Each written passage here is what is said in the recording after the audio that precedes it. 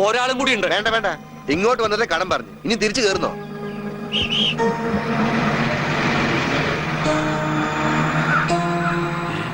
ആരാത്? നമ്മുടെ പണിക്കരല്ലേ അത്?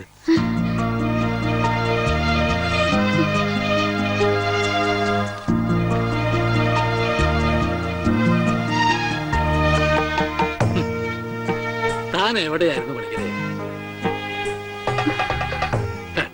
താനെന്താ ഒന്നും മിണ്ടാത്തെ? എന്റെ മാഷുടെ മകൻ ഉണ്ണികൃഷ്ണനില്ലാതെ ഞാൻ എങ്ങനെയാ നാട്ടിലേക്ക് മടങ്ങി വരിക? അതുകൊണ്ടാ ഇത്രയും നാൾ ഒളിവിൽ കഴിഞ്ഞത്. അവനെ നഷ്ടപ്പെട്ട അന്ന് മുതല് മാഷ് കൊടുക്കണ പരസ്യം ഞാൻ കാണാറുണ്ടായിരുന്നു. ഇപ്പൊ കുറച്ചു കാലമായിട്ട് പരസ്യം കാണാതെയപ്പോ ഞാൻ വിചാരിച്ചു ഉണ്ണി വന്നു, അല്ലെങ്കിൽ മാഷ് മരിച്ചു. ഇതിലേതാ മാഷ് സംഭവിച്ചത്? എടോ പണിക്കരെ, ഉണ്ണി വന്നു. എവിടെ നിക്കണു ഉണ്ണി? നീ അങ്ങ് തടിച്ചേ നിക്കണു ഉണ്ണി. ഓ അയ്യോ, തൃപ്തിയായി. അയ്യോ, ഇത്രയും കാലം അലഞ്ഞിരുന്ന് നടന്നെങ്കിലും അതിനൊരു പരിസമാപ്തി ദൈവം തന്നൂലോ. എന്റെ ഉണ്ണി, അന്ന് നീ എവിടേക്കാ പോയി? പണിക്കരെ, മുണ്ട് മുറുക്കി കൊടുത്തോളൂ കേട്ടോ. കഴിഞ്ഞ 10-17 കൊല്ലമായിട്ട് മുണ്ട് മുറുക്കന്നെ നടക്കണേ, പട്ടിണിയായിട്ടേ. ഇത്ര കാലം പണിക്കരേട്ടൻ എവിടെയായിരുന്നു? അത് പറഞ്ഞാലും തീരില്ല.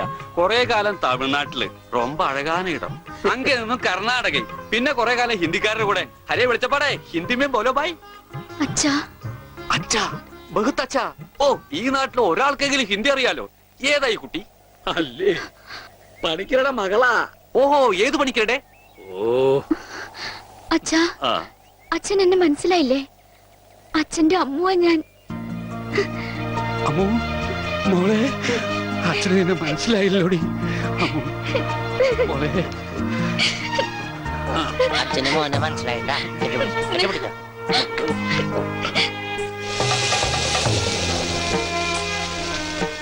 മോളൊന്ന് വേഗാവട്ടെ, അവർക്ക് അവിടെ വിശന്നിരിക്കും. ഇപ്പൊ നമ്മളെ നാട് കണ്ടിട്ട് പണിക്കർക്ക് എന്ത് തോന്നണം? ഇത്രയും പുരോഗതി ഈ നാട്ടിനുണ്ടാവും ഞാൻ സ്വപ്നത്തിൽ പോലും വിചാരിച്ചു. ഞാൻ ഇവിടുന്ന് പോകുമ്പോ കോണവും പോലും ഉടുക്കാത്തവര് ഇപ്പൊ പാന്റ് ഇട്ട് നടക്കണു. ഇത്രയും പുരോഗതി ഇവിടെ ഉണ്ടാവാൻ കാരണം പണിക്കർ തന്നെയാ. ഇനി അതൊന്നും എന്നെ ഓർമ്മപ്പെടുത്തരുത് പത്രോസേ. ഉണ്ണി കൈവിട്ട് പോയ പിന്നെ അവനെ അന്വേഷിച്ച് ഞാൻ ഊര് തെണ്ടി നടക്കുകയായിരുന്നു. ഇപ്പൊ സന്തോഷായി, ഉണ്ണി തിരിച്ചു വന്നൂലോ. അതിനേക്കാൾ വലിയ സന്തോഷം ഈ കൊല്ലത്തിലെ പൂരത്തിന് പങ്കെടുക്കാലോ. എന്റെ പണിക്കരെ, താൻ പോയേ പിന്നെ പൂരം ഒന്നൊരു പൂരമല്ല. എന്നാ ഇത്തവണ നമുക്ക് പൂരം പൊടി പൂരാ. അതെങ്ങനെയാ? ഒരു നാടകം തന്നെ ആയിക്കോട്ടെ. അതൊക്കെ ഇനി നടക്കോ ചേട്ടാ? എന്താ നടക്കാതെ? ഒരു 9 നാടകം എഴുതിയാൻ പെട്ടിയിൽ വെച്ചത്. കർത്താവേ, 9 നാടകോ? പത്രോസേട്ടാ, അങ്ങനെയാണ് ഈ രാത്രി നവരാത്രി ആവും. ഇത് നടക്കില്ല. ഈ ബന്ധം തുടരാൻ ഞാൻ അനുവദിക്കില്ല. കണ്ട കള്ളിമുൾ കാടുകളിലും തേയില തോട്ടങ്ങളിലും കെട്ടിപ്പിടിച്ച് കിടന്ന് പാട്ട് പാടുന്നതല്ല പ്രേമം. അവിടെ മ്യൂസിക്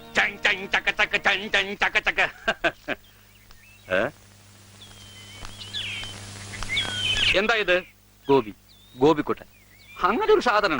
അങ്ങനെ ഒരു സാധനം ഉണ്ട്. അതാണ് ഈ നിൽക്കുന്ന ഗോപിക്കുട്ടൻ. എനിക്ക് നിങ്ങൾ രണ്ടുപേരും മനസ്സിലായില്ല. എന്നെ മനസ്സിലാക്കിയിട്ട് വലിയ പ്രയോജനമൊന്നുമില്ല. ഞാനാ മാഷിന്റെ മരുമോനാ. പക്ഷേ ഈ ഗോപിക്കുട്ടനെ നല്ലോണം മനസ്സിലാക്കണം. ഇത് പണിക്കരേട്ടന്റെ സ്വന്തം അനന്തരവനാ. അതെ അമ്മാവന്റെ ഗോപിക്കുട്ടനെ ഇപ്പൊ എന്തായി? എടാ ഗോപി, നഞ്ചു പോലിരുന്ന നീ അങ്ങ് യോഗ്യനായി പോയില്ലോ. ഈ യോഗ്യനില്ലായിരുന്നെങ്കിലേ പണിക്കരേട്ടന്റെ ഭാര്യയും മകളും പട്ടിണി കിടന്ന് ചത്തേനെ. നിങ്ങളൊക്കെ ദൈവത്തെ പോലെ കുണ്ടളപ്പണ്ടല്ലോ ആ മാഷിനെ. കാര്യം ശരി, എന്റെ അമ്മായപ്പനാണെങ്കിലും പറയുമ്പൊക്കെ പറയണമല്ലോ. ആ മനുഷ്യൻ പണിക്കരേട്ടന്റെ കുടുംബത്തെ ഒന്ന് തിരിഞ്ഞു നോക്കുക പോലും ചെയ്തിട്ടില്ല. ഉണ്ണിയെ കുണ്ടെ കളഞ്ഞത് പണിക്കരേട്ടനാണെന്ന് പറഞ്ഞ് അവരെയൊക്കെ ദ്രോഹിച്ചിട്ടേ ഉള്ളൂ. എന്നിട്ടിപ്പോ എന്താ ഒന്ന് കാണാല്ല. ഇതങ്ങോട്ട് കുടിച്ചേ. എരുതിയിലേക്കുള്ള എണ്ണയാണെന്ന് കരുതിയാ മതി. അമ്മാവൻ വിഷമിക്കണ്ട, അവരൊരു ബുദ്ധിമുട്ടും ഞാൻ അറിയിച്ചിട്ടില്ല. ഇപ്പൊ കണക്ക് പറഞ്ഞ പണിക്കരേട്ടൻ ഗോപിക്കുട്ടന് കൊട്ടക്കണക്കിന് കാശ് കൊടുക്കേണ്ടി വരും. എന്തേ? അതൊന്നും തരാൻ അമ്മാവന് കഴിയില്ലെന്ന് എനിക്കറിയാം. അല്ല, ഞാനതൊന്നും തിരിച്ചു ചോദിച്ചിട്ടില്ല. ഓ, സീരിയലിൽ പോലും ഇത്രക്ക് നല്ലൊരു മനുഷ്യനെ ഞാൻ കണ്ടിട്ടില്ല. ഓ, എനിക്ക് ചന്തയിലൊരു കടയുണ്ട്, പിന്നെ വേറെ കച്ചവടമുണ്ട്. അത്യാവശ്യം കാശൊക്കെ ഞാൻ സമ്പാദിച്ചു വെച്ചിട്ടും ഉണ്ട്. എന്റെ മുറപ്പെണ്ണല്ലേ അമ്മു. അവൾക്കും അവളുടെ വീട്ടുകാർക്ക് വേണ്ടി അല്ലാതെ പിന്നെ ആർക്കു വേണ്ടി ഞാൻ ഈ സമ്പാദിക്കുന്നൊക്കെ?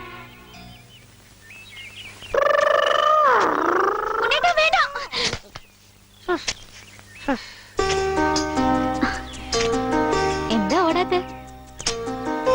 എന്നാലും ഇങ്ങനെ പിടിക്കുമ്പോ ഒരു സുഖമുണ്ട്. എന്നാലേ ഇനി ഓടാൻ തോന്നുമ്പോ എന്നോട് പറഞ്ഞാൽ മതി, ഞാൻ പിടിച്ച് നിർത്തിക്കോളാം.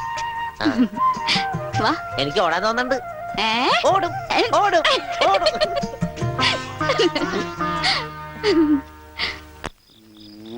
देखो बेटी देखो देखो बेटी देखो എന്താ അച്ഛാ ഇത്? നിന്റെ ഷാദി നടത്താനാ ഞാൻ വന്നത്. മനസ്സിലായില്ലേ? ഷാദി എന്ന് വെച്ചാ തിരുമണം. ഷാദി കാ കപ്പട. റിഹേഴ്സൽ കഴിഞ്ഞാ കല്യാണം, കല്യാണം കഴിഞ്ഞാ നാടകം, പിന്നെ റിഹേഴ്സൽ. നിങ്ങൾ എന്തൊക്കെയാ പറയണേ? നിങ്ങൾക്ക് എന്താ പറ്റിയേ? കല്യാണം കഴിഞ്ഞ റിഹേഴ്സൽ, അതിനു മുമ്പ് റിഹേഴ്സൽ വെച്ചാൽ ശരിയാവില്ല. എന്നെ ഗർഭിണിയാക്കിയിട്ട് നിങ്ങൾ സ്വന്തം ഭാര്യയുടെ കൂടെ ജീവിക്കാണല്ലേ? പറഞ്ഞു വരുമ്പോ എനിക്കാണല്ലേ കുറ്റം. പറഞ്ഞു വരുമ്പോ എനിക്കാണല്ലേ കുറ്റം. തെളിവിനായി മീന്റെ വയറ്റിൽ കിടക്കണം എന്തെങ്കിലും. എന്റെ വയറ്റിലെ കുഞ്ഞിനെ പറ്റി പറയുമ്പോൾ മീന്റെ വയറ്റിലെ കുഞ്ഞിനെ കുറിച്ചാണ് പറയുന്നത്. അവിടെ ഇരിക്കേ. ഒരു പ്രസ്റ്റേജ്. എനിക്ക് ഓടാൻ തോന്നുന്നുണ്ട്. ഈശ്വരാ, ഈ ഞാൻ ഓടാൻ പോവാ. പിളർന്നിരുന്നു വെക്കിൽ. അതെല്ലാം പോട്ടെ, 45 രൂപ 50 പൈസക്ക് ബോംബെ ടൈഗർ ഒരു ബെഡ്ഷീറ്റ് വാങ്ങിച്ചെന്ന് ഓർമ്മയുണ്ടോ? എല്ലാം പച്ചക്കള്ളം. ഞാൻ ബോംബെ കണ്ടിട്ട് പോലുമില്ല. നീ ബോംബെ കണ്ടിട്ടില്ല? ഇല്ല. എങ്കിപ്പോ കണ്ടിട്ട് വേണം തെണ്ടി തയ്യക്കാരാ. എന്താണ് വെളിച്ചപ്പട ചവിട്ട് വെച്ചെന്നാണല്ലോ അവൻ ഡയലോഗ് തെറ്റിച്ചിട്ടില്ല. ഈശോയെ ബോധം പോയാ? അവന് ബോധം പണ്ടേ ഇല്ല. അത് കാര്യം വെക്കണ്ട, വിട്ടേക്ക്. ആരും പോകരുത്, നാടകം ഇപ്പൊ പുനരാരംഭിക്കും. എന്ത് പണിയാണ് അതൊന്നും അതൊക്കെ പേരെ പ്രശ്നം. അത് വേറെ കാര്യമുണ്ട്. എനിക്കാണെങ്കിൽ അടിയുടെ ആരും പോകരുത്, നാടകം വീണ്ടും ആരംഭിക്കുന്നതാണ്.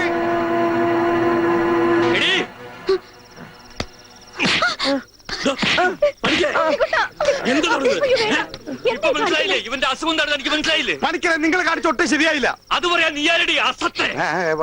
ഇങ്ങോട്ട് വാടി, നീ അങ്ങനെ കൊന്നു കളയും. കണ്ണി കണ്ട വണ്ടന്മാരെ. അയാളെ തല്ലി.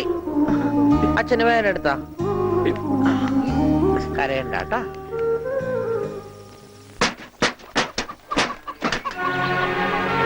പോയിക്കോ, എങ്ങോട്ടെങ്കിലും പോയിക്കോ. ഇത്രയും നാൾ ഈ വീട് നോക്കാനൊന്നും ആരും ഉണ്ടായിരുന്നില്ലല്ലോ.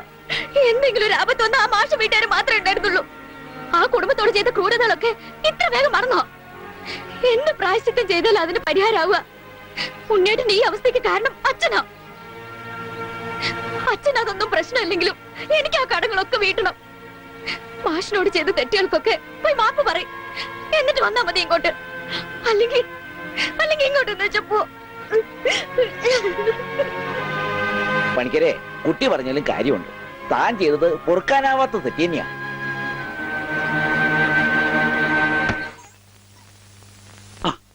എന്താണോ എന്തായി കാണിക്കുന്നത്? എന്നോട് പൊറുക്കണം മാഷെ. മാഷോട് ഞാൻ തെറ്റുകൾ മാത്രമേ ചെയ്തിട്ടുള്ളൂ. എനിക്കത് തിരുത്തണം. മാഷുടെ ഉണ്ണിയെ ജീവിതകാലം മുഴുവൻ നോക്കാൻ എന്റെ അമ്മൂന് സമ്മതം, എനിക്കും അത് സമ്മതം.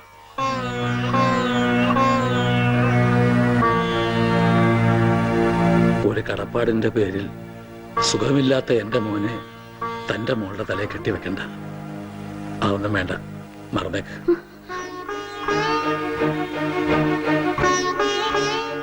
മോളെ, നീ ചെയ്യുന്നത് വലിയൊരു ത്യാഗമാണെന്ന് എനിക്കറിയാം.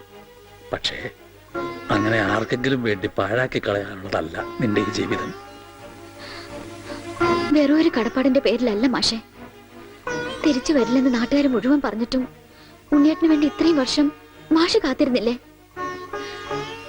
അതുപോലെ ഉണ്ണിയേട്ടന്റെ അസുഖമാണ് തടസ്സമെങ്കിൽ അത് മാറുന്നതുവരെ കാത്തിരിക്കാൻ ഞാനും തയ്യാറാണ്. ഈ കുട്ടി പറഞ്ഞത് വെറും ഒരു ഫാദറായ എനിക്ക് മനസ്സിലായി. ഈ ഫാദറിന് മനസ്സിലായോ? ഇനി എന്തോന്ന് ആലോചിക്കാൻ. നിശ്ചയത്തിന് പന്തല് വേണോ വേണ്ടയോ എന്ന് മാത്രം പറഞ്ഞാ മതി. ബാക്കി കാര്യം ഞങ്ങൾ ഏറ്റു.